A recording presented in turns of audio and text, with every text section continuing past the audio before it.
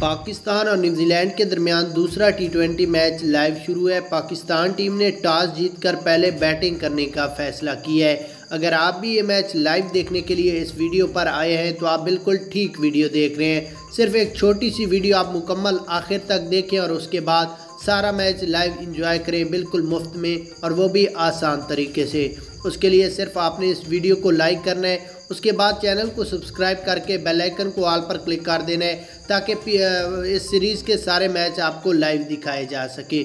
उसके बाद आपने सीधा कमेंट्स में जाना है और वहाँ पे लिखना है लाइव मैच फ्री। ये कमेंट्स इंटर करने के बाद आपको डिस्क्रिप्शन में 3 लिंक मिल जाएगी। आपने पहली या दूसरी इन दोनों में किसी एक पर क्लिक करना है। उसके बाद सिर्फ 5 से 6 सेकंड वेट करना है और कुछ भी नहीं करना। ये कमेंट्स इंटर करना है। पहला काम आपका ये है लाइव मैच फ्री टुडे।